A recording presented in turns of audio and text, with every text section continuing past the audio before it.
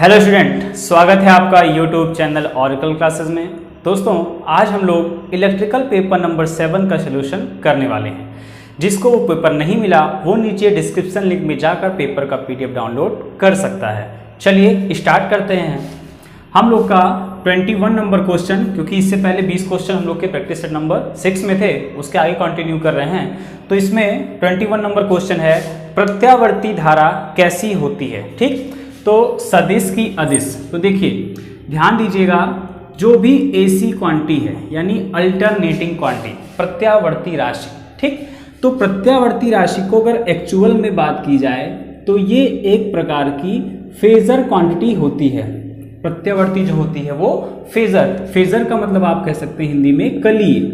अब ये कलीय राशि क्या आ गई, जितने भी रोटेटिंग वेक्टर हैं मतलब घूर्णन सदिश हैं, रोटेटिंग वेक्टर यानी जो घूर्णन है, घूर्णन सदिश को ही क्या बोला जाता है, कलीय राशि बोला जाता है। क्लियर? तो ध्यान दीजिएगा, जब भी आपसे एसी जैसे बात कर रहा है, एसी वोल्टेज क्या है, तो एसी वोल्टेज क्या होगी, घूर्णन सदिश ऑप्शन दिया होगा या सदिश लिखा होगा या फिर कलीय राशि लिखा होगा। ठीक, लेकिन जब डीसी की बात करेगा तो डीसी क्या हो जाएगा, हम लोग का स्केलर क्वांटिटी हो जाएगा, मतलब कि आदिश राशि हो जाएगा। ठीक है, तो जितनी भी एसी क्वांटिटीज होंगी वो सभी फेजर होंगी या फिर घूर्णन सदिश होंगी। ठीक है, तो 21 में हम लोग का राइट ऑप्शन क्या हो जाएगा, ए।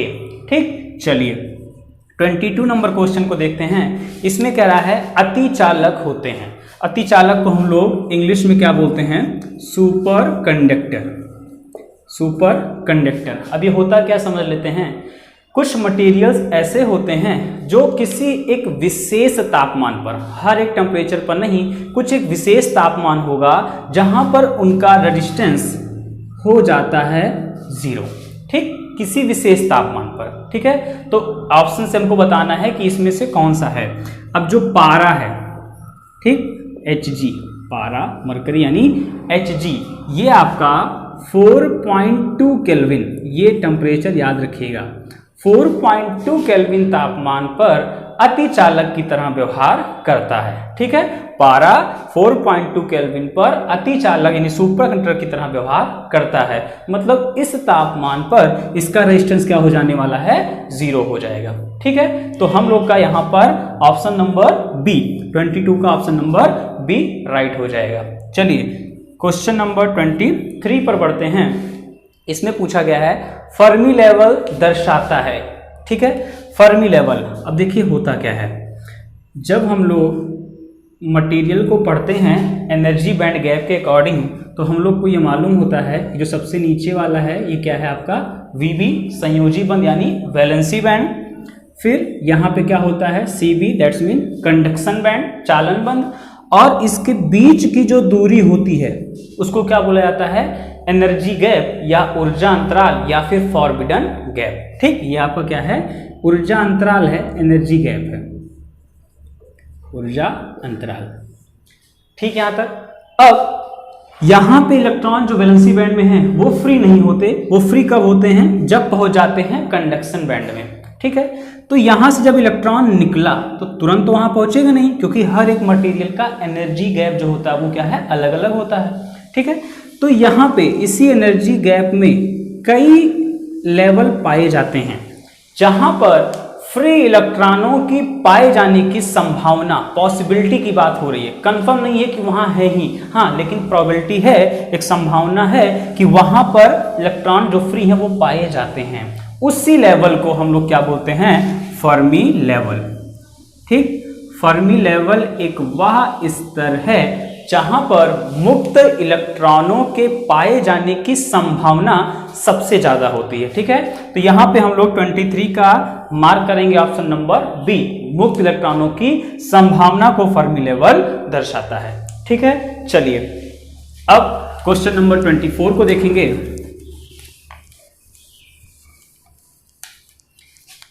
क्वेश्चन नंबर 24, इसमें पूछा है किस पदार्थ का ऊर्जा अंतराल 0 हो सकता है। ठीक है, एनर्जी गैप वही जो हम लोगों ने भी बनाया था, वैलेंसी बैंड और कंडक्शन बैंड के बीच की दूरी ही ऊर्जा अंतराल कहलाती है। तो पूछा गया है कि जो एनर्जी गैप है यानी Eg है वो किसका 0 वोल्ट हो सकता है। ठीक है। एनर्जी गैप की यूनिट होती है इलेक्ट्रॉन वोल्ट, याद रखिएगा। एनर्जी गैप को इलेक्ट्रॉन वोल्ट में मापा जाता है। तो किसकी जीरो हो सकती है?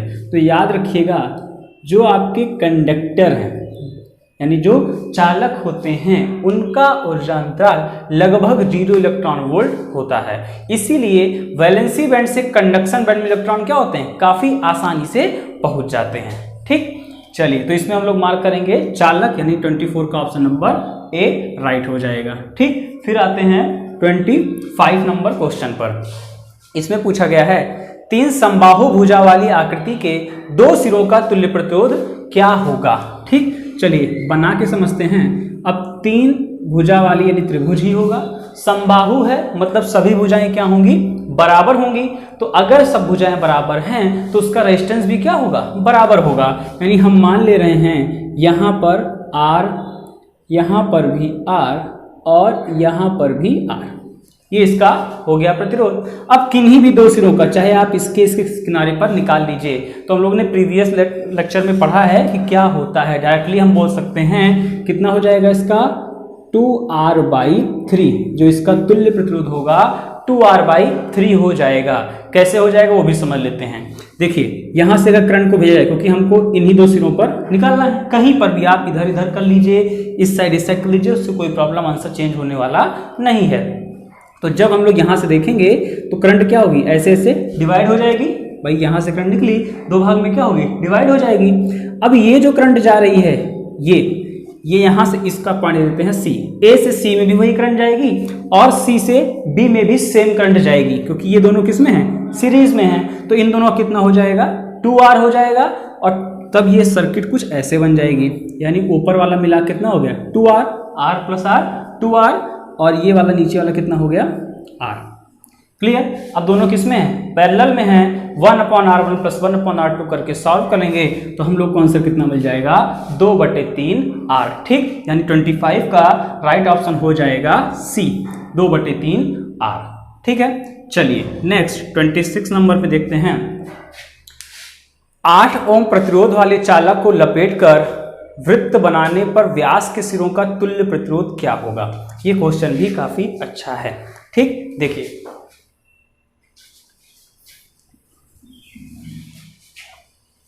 चलिए देखते हैं इसमें क्या है। बोला गया है एक तार है,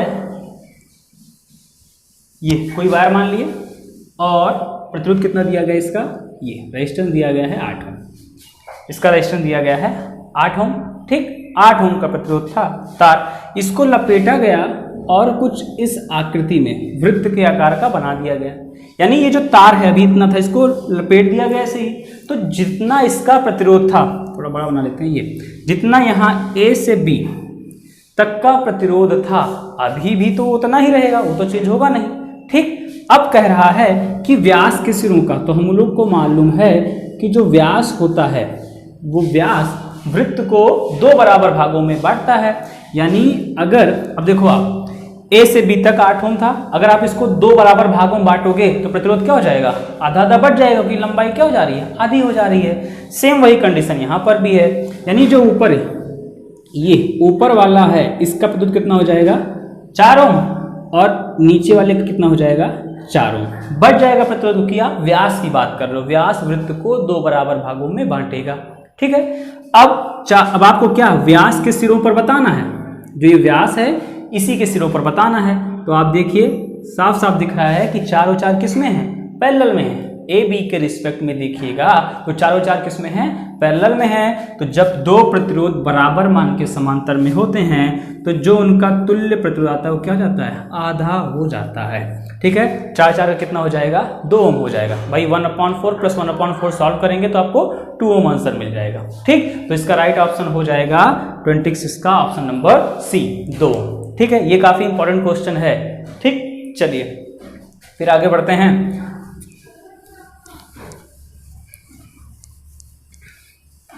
क्वेश्चन नंबर 27 पर इसमें कहा गया है एक चालक को खींचकर उसकी लंबाई 4 गुना करने पर प्रतिरोधकता क्या होगी?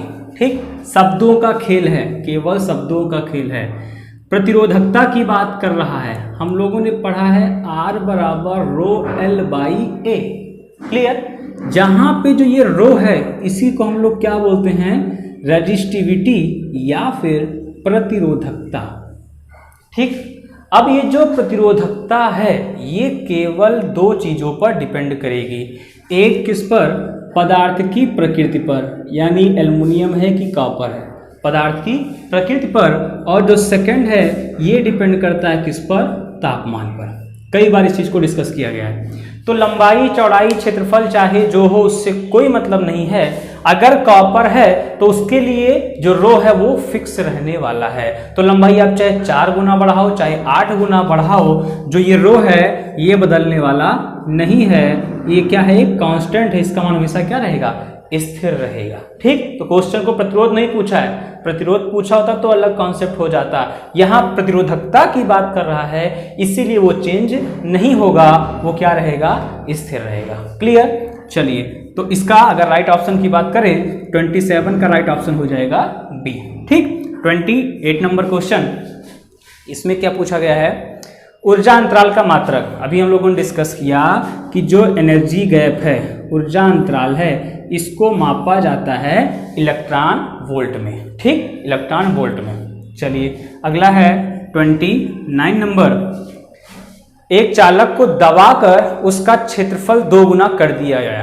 ठीक, 2 गुना अधिक कर दिया गया तो उसका प्रतिरोध अब क्या होगा। ये भी काफी कॉन्सेप्चुअल क्वेश्चन है। सपोज दैट ये कोई एक तार था।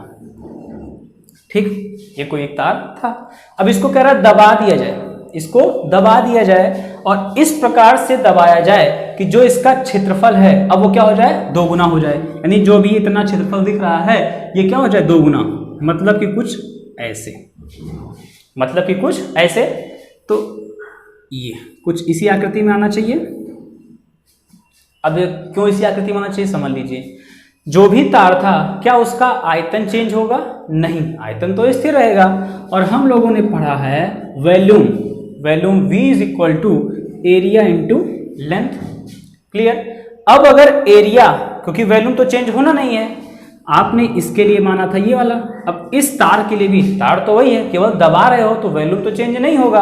अगर वॉल्यूम V है, अब कह रहे हो एरिया कितना हो जाए, 2 गुना हो जाए। एरिया कितना हो जाए, 2 गुना हो जाए। तो इस लेंथ अगर L रहेगी तो क्या ये दोनों वैल्यू बराबर होगी, नहीं। नीचे वाले के लिए क्या आ जाएगा, 2AL, यानी इसकी तुलना में क्या हो जाएगा, 2 गुना हो जा रहा है, जो कि होना नहीं चाहिए। मतलब लंबाई क्या हो जानी चाहिए, आधी। लंबाई क्या हो जाएगी, आधी। अब देखो 2 से 2 क्या होगा, कट जाएगा, दोनों का आयतन क्या रहेगा, बराबर रहेगा। ठीक, यानी जैसे ही क्षेत्रफल को 2 गुना करोगे आप दबाकर, ठीक, तो लेंथ क्या होगी, ऑटोमेटिक आधी हो जाएगी। ठीक है, तो इस केस में आप निकाल लीजिए नया प्रतिरोध R डैश बराबर रो, अभी डिस्कस हुआ, रो स्थिर रहेगा, लंबाई चेंज करने से चेंज नहीं होने वाला, तो रो वही रहेगा। लेंथ जो पहले L थी अब कितनी हो जा रही है, L/2, रो L/A होता है। ठीक, अपॉन एरिया पहले कितना था A, अब कितना हो जा रहा है 2A। ठीक है, इसको सॉल्व करेंगे तो क्या मिलेगा, रो L/4, भाई ये 2 नीचे आ जाए, 2 दूनी 4, अब A हो गया, यानी रो L/A। ये पहले का प्रतिरोध था, तो जो नया R डैश प्रतिरोध है वो पहले की तुलना में कितना हो गया है, 1/4 हो गया है। ठीक है, तो इसका राइट ऑप्शन हो जाएगा R/4। R/4 इसका राइट ऑप्शन हो जाएगा। यहाँ क्षेत्रफल बढ़ रहा है दबाने पर, अगर लंबाई को खींच कर कहता बढ़ाने पर, खींचने पर जितना गुना बढ़ाता उसका स्क्वायर के रूप में वो चेंज हो जाता। ठीक, जब क्षेत्रफल दबाओगे उतना स्क्वायर में रेजिस्टेंस क्या होगा, कम हो जाएगा। अगर आप खींचोगे, लंबाई बढ़ाओगे तो उतना का स्क्वायर रेजिस्टेंस क्या हो जाएगा, बढ़ जाएगा। ठीक है, चलिए नेक्स्ट आगे बढ़ते हैं क्वेश्चन नंबर 30 पर। ये सब छोटे छोटे क्वेश्चन हैं जिसमें अक्सर गलतियां हो जाती हैं। ठीक, इसलिए इसको ध्यान से पढ़कर जवाब दीजिएगा। क्वेश्चन नंबर 30, एसआई पद्धति में ताप का मात्रक, रेलवे में आया हुआ क्वेश्चन था ये। ठीक है, तो क्या होता है, kelvin. Option number C, kelvin ताप का मात्रक है एसआई पद्धति में। ठीक, चलिए 31 पे आते हैं। 31 बोल रहा है MKS पद्धति में 1 HP किसके बराबर होता है? MKS, ठीक, और दूसरी होती है FPS, फुट पाउंड सेकेंड, जिसको हम लोग ब्रिटिश यूनिट भी कहते हैं, ध्यान दीजिएगा, ठीक। और MKS को हम लोग मीट्रिक पद्धति भी कहते हैं, क्योंकि ये काफ़ी कंफ्यूज करता है एग्जाम में, है ना। 2 पद्धतियां हैं। कभी कभी आप लोगों ने देखा होगा, लिख देता है ऐसे 1 HP ब्रैकेट में लिख देगा M, और कभी कभी लिखता है 1 HP और ब्रैकेट में लिख देगा BU। तो दोनों के जब इक्विवेलेंट आप वॉट में कन्वर्ट करोगे, HP क्या है? मैकेनिकल यूनिट है, उसको जब आप वॉट में कन्वर्ट करोगे तो देखिएगा मीट्रिक पद्धति में होता है 735.5 वाट। 1 HP मीट्रिक या MKS पद्धति में होता है 735.5 वाट। ये हम लोग का राइट ऑप्शन हो जाएगा, ऑप्शन नंबर बी। लेकिन अगर ब्रिटिश यूनिट में या फिर FPS पद्धति में पूछता तो 1 HP ब्रिटिश यूनिट बराबर होता है 746 वाट, ठीक। तो अगर कंफ्यूजन रही होगी, कहीं पर ये होता है, कहीं पर 746 होता है, तो आज वो क्लियर हो जानी चाहिए, ठीक है। 746 ब्रिटिश यूनिट में होता है, जबकि 735.5 वाट MKS या फिर मीट्रिक पद्धति में होता है। चलिए नेक्स्ट 32 नंबर क्वेश्चन, प्रतिरोध ताप गुणांक का मात्रक। तो इस पे पूरा एक वीडियो ही बना हुआ है, RTC, रेजिस्टेंस टेम्परेचर कोफिशिएंट। इसको डिनोट करते हैं किससे? अल्फा से। और मात्रक क्या होता है? ये भी लिख सकते हो, या प्रति डिग्री सेल्सियस लिख सकते हो, या सेल्सियस को कहाँ ले जाओ? ऊपर, तो क्या हो जाएगा? डिग्री सेल्सियस, और लग जाएगा ऊपर इनवर्स, ठीक। तो ऑप्शन आपको ढूंढना है कि क्या उसमें दे रहा है, ठीक है। तो यहाँ पे हमको क्या दिख रहा है? ए नंबर ऑप्शन, डिग्री सेल्सियस का इनवर्स लगा हुआ है, तो 32 का ए। चलिए 33 नंबर क्वेश्चन, ओम का नियम लागू होता है। काफी बार रिपीट हुआ क्वेश्चन है, तो इसमें गलती मत करिएगा। ओम का नियम AC और DC दोनों परिपथों पर लागू होता है, ठीक।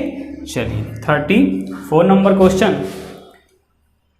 100 वाट का एक बल्ब प्रतिदिन 10 घंटे जलता है, एक सप्ताह में व्यय ऊर्जा की गणना करना है, ठीक। चलिए अब ऊर्जा जो हम लोग निकालते हैं, ऊर्जा का मात्रक तो जूल भी होता है, लेकिन जो इलेक्ट्रिकल एनर्जी मापी जाती है वो मापी जाती है kWh में।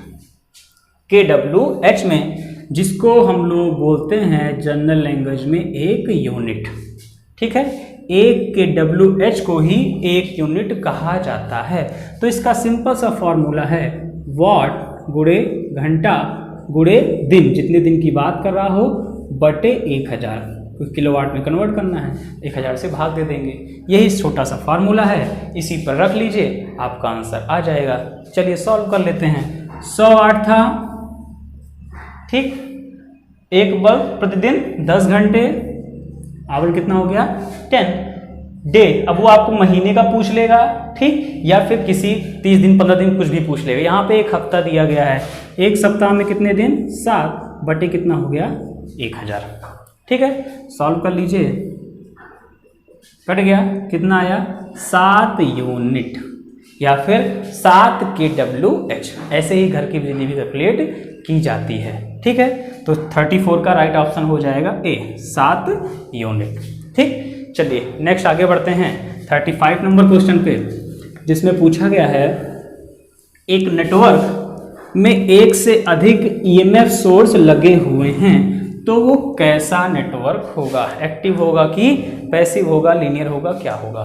तो हमेशा याद रखिएगा क्वेश्चन नंबर 35, जब अधिक EMF सोर्स या एक से अधिक करंट सोर्स कुछ भी लगा होगा, तो EMF सोर्स का एग्जांपल क्या क्या है भाई? जनरेटर EMF सोर्स है, बैटरी हो गया आपका, है ना, अल्टरनेटर हो गया, ये सब क्या है? एक प्रकार से EMF का सोर्स है। तो ये सारी चीजें जिस भी सर्किट या नेटवर्क में लग जाएंगी, वो क्या बन जाएगा? एक्टिव नेटवर्क बन जाएगा, क्योंकि ये सब है क्या? एक्टिव एलिमेंट का ही एग्जाम्पल है। एक्टिव एलिमेंट मतलब वो एलिमेंट जो सर्किट को कार्य करने के लिए ऊर्जा प्रदान करते हैं। ठीक, और पैसिव में क्या आएंगे, जो ऊर्जा को ग्रहण करेंगे वो पैसिव एलिमेंट में आ जाएंगे। चलिए, तो 35 में हम लोग का एक्टिव एलिमेंट आंसर है, यानी सक्रिय ए। ठीक, 36 नंबर क्वेश्चन को देखते हैं। इसमें पूछा गया है सक्रिय अव्यय। देखिए वही क्वेश्चन आ गया ना, सक्रिय अव्यय क्या है, एक्टिव एलिमेंट। तो बोला गया वही, फिर से रिवाइज कर दे रहे हैं। जो एलिमेंट सर्किट को कार्य करने के लिए ऊर्जा देंगे। एक्टिव मतलब सक्रिय है, ये ऊर्जा प्रदान कर रहा है, ऊर्जा प्रदान करेगा वो एक्टिव एलिमेंट होगा। और पैसिव एलिमेंट वो होंगे जो ऊर्जा क्या करेंगे, ग्रहण करेंगे, जो ऊर्जा को ग्रहण करेंगे। तो इसका एग्जाम्पल पूछा गया है, तो हम लोगों ने पहले लिख दिया, जनरेटर, बैटरी, अल्टरनेटर, ये सब क्या हैं, एक्टिव सोर्स के एग्जाम्पल हैं। तो यहाँ पे 36 पहला बैटरी, दूसरा जनरेटर, सी 36 का सी, दोनों ऑप्शन ही एक्टिव एलिमेंट के एग्जाम्पल हैं। चलिए 37 नंबर, 3 प्रतिरोध स्टार में जुड़े हैं, इनका समतुल्य डेल्टा प्रतिरोध क्या होगा। तो स्टार टू डेल्टा कन्वर्जन का एक वीडियो ही अपलोड किया गया है, वो आप लोग बेसिक इलेक्ट्रिकल के प्लेलिस्ट में जाकर देख सकते हैं। तो देखिए, जब भी स्टार में हो और डेल्टा में जा रहे हैं, ठीक, वहां बताया भी गया था, स्टार से जब डेल्टा में जा रहे हैं और कह रहा है कि तीनों प्रतिरोध स्टार में है, समतुल्य है, यानी प्रतिरोध अगर बराबर हैं, ठीक, तो आर अगर यहाँ है तो डेल्टा में जाए कितना हो जाएगा, 3R हो जाएगा। स्टार में अगर आर है, डेल्टा में जाएगा कितना हो जाएगा, 3R हो जाएगा। या अगर डेल्टा में था, ठीक, डेल्टा में कितना था, 3R था, और स्टार में आया तो क्या हो गया, 3 गुना कम हो गया। ठीक है, तो यहाँ डेल्टा में था, सॉरी स्टार में था, डेल्टा में पूछ रहा था, तो डेल्टा में समतुल्य कितना हो जाएगा, 3R हो जाएगा। ठीक, तो 37 में हम लोग मार्क करेंगे ऑप्शन नंबर सी, 3R। चलिए 38 नंबर क्वेश्चन, एक पदार्थ की प्रतिरोधकता 1.78 इंटू 10 की पावर 8 ओम मीटर है, यह पदार्थ क्या है। तो 10 की पावर 8 यानी बहुत ज़्यादा जा रहा है, 10 की पावर 8 मतलब बहुत ही ज़्यादा, 178 मेगा ओम मीटर है, 178 मेगा ओम मीटर है। तो इतना ज़्यादा किसका हो सकता है प्रतिरोध या प्रतिरोधकता, कुचालक की। भाई ये प्रॉपर्टी किस में ज़्यादा होनी चाहिए, कुचालक में ज़्यादा होनी चाहिए। तो एक मटेरियल है जिसमें इसका मान बहुत ज़्यादा है रो का, तो वो मटेरियल क्या होगा, इंसुलेटर यानी कुचालक हो जाएगा। ठीक है, अगर कम होता तो क्या हो जाता, चालक हो जाता। तो 39 नंबर क्वेश्चन पूछा है, इलेक्ट्रोप्लेटिंग के लिए आवश्यक सप्लाई है। इलेक्ट्रोप्लेटिंग एक प्रक्रिया है जिसमें एक पदार्थ के ऊपर किसी दूसरे पदार्थ की परत को चढ़ाया जाता है। ठीक, तो इलेक्ट्रोप्लेटिंग हो गया या फिर विद्युत अपघटन, इलेक्ट्रोलाइसिस हो गया। इन सब में केवल और केवल किस सप्लाई का यूज़ किया जाएगा, डीसी सप्लाई का यूज़ किया जाएगा। ध्यान दीजिएगा हमेशा, ठीक है, एसी का कोई चांस ही नहीं है, यहाँ पर कंपलसरी है डीसी सप्लाई की। ठीक, चलिए फिर अगला क्वेश्चन है 40 नंबर क्वेश्चन, एक तार की त्रिज्या को 2 गुना करने पर, एक तार की त्रिज्या को 2 गुना करने पर प्रतिरोध कितना गुना परिवर्तित होगा, या नया प्रतिरोध क्या होगा। ठीक, देखिए, अच्छा इन सब केसेस में आप पहला प्रतिरोध R मान लिया करिए। ठीक है, चलिए देखते हैं। तो क्वेश्चन नंबर 40, पहले तो फार्मूला लिखते हैं, R बराबर रो L बाई ए। ठीक, यही होता है। ए क्या है, क्रॉस सेक्शनल एरिया है, अनुप्रस्थ काट का क्षेत्रफल है। तो हम लोग ने कहा सपोज दैट पहले ये रहा होगा कुछ, अब बोल रहा है त्रिज्या को 2 गुना कर दिया गया, यानी अब ये कुछ ऐसे हुआ होगा, तभी तो बड़ी होगी, त्रिज्या बड़ी मतलब व्यास बड़ा। तो अगर हम पहले R बराबर देखें रो L, तो एरिया की बात करें, क्योंकि अभी इस फॉर्मूले में कहीं पर भी रेडियस नहीं आ रहा है, रेडियस के फॉर्म में इसको कन्वर्ट कर लेते हैं, त्रिज्या के रूप में कन्वर्ट कर लेते हैं। तो वृत्त का क्षेत्रफल पाई R स्क्वायर आ गया ना, R स्क्वायर। अब कह रहा है नया, यानी R डैश की बात कर लीजिए। R डैश क्या होगा, अब भाई पदार्थ तो चेंज होगा नहीं, रो सेम रहेगा, लेंथ पे कुछ नहीं बोला है, खींच नहीं रहा है, तो मतलब लेंथ भी हम वही मान लेंगे। अब पाई तो कांस्टेंट है, लेकिन जो त्रिज्या पहले R थी अब वो कितनी हो जा रही है, 2R हो जा रही है, यानी 2R का स्क्वायर करेंगे हम लोग, 2R का स्क्वायर कर देंगे। तो देखिए नया प्रतिरोध क्या मिलेगा आपको, R डैश बराबर रो L बाई पाई। ठीक, 2 दूनी 4, और ये क्या हो गया R का स्क्वायर। इसको और सॉल्व करिए, रो L पाई आर स्क्वायर, ये इतना चीज ऐसे रहने दीजिए, 1/4 को बाहर ले लीजिए, ठीक है, 1/4 को बाहर, ये 4 था, तो क्या मिला आपको, त्रिज्या की गई 2 गुनी, त्रिज्या की गई 2 गुनी, तो आपका जो नया प्रतिरोध आर डैश है, ये इतनी वैल्यू किसकी है, पहले प्रतिरोध की, आर की, आर डैश बराबर R/4, यानी नया प्रतिरोध पहले प्रतिरोध से क्या होगा, कम, कितना कम, 1/4, यानी 1/4 हो जाएगा, ठीक है। तो इस प्रकार से सॉल्व करा करिए तो काफी आसान है, एग्जैक्ट आंसर आएगा, आपको कंफ्यूजन नहीं होगी। तो इसका राइट ऑप्शन हो जाएगा डी, 40 का राइट ऑप्शन हो जाएगा डी, ठीक। चलिए, अभी अगर एरिया कहता 2 गुना कर रहे हैं, एरिया 2 गुना करता तो प्रतिरोध क्या होता, आधा, लेकिन त्रिज्या 2 गुना कर रहा है तो त्रिज्या स्क्वायर पे डिपेंड कर रही है, इसीलिए अगर 2 गुना कर रहा है तो दूनी 4, 3 गुना करेगा 3 त्रिका 9, उतना गुना क्या हो जाएगा, स्क्वायर में कम हो जाएगा, ठीक। चलिए, अब नेक्स्ट क्वेश्चन 41 नंबर 41, इसमें कहा गया है स्वचालित मोटर गाड़ियों में जो आप देखते हैं, ठीक है, इसमें आप में कितने वोल्ट की बैटरी सामान्यतः प्रयोग में लाई जाती है, तो 25 वोल्ट, 25 वोल्ट की बैटरी ट्रक में कितने वोल्ट की लगी होती है, 25 वोल्ट की बैटरी लगी होती है। चलिए, नेक्स्ट है 42 नंबर क्वेश्चन, इसमें पूछा गया है 1 किलो ओम ±20% की कलर कोडिंग क्या होगी। तो कलर कोडिंग का एक पूरा वीडियो ही आपको बेसिक इलेक्ट्रिकल की प्लेलिस्ट में मिल जाएगा, आप वहां से भी देख सकते हैं। तो वहां पे हम लोगों ने पढ़ा था 20% मतलब नो बैंड, चौथा बैंड इसके पास नहीं है, ठीक, यानी बचा क्या, 1 किलो ओम, इसी की कोडिंग हम लोग को करनी है।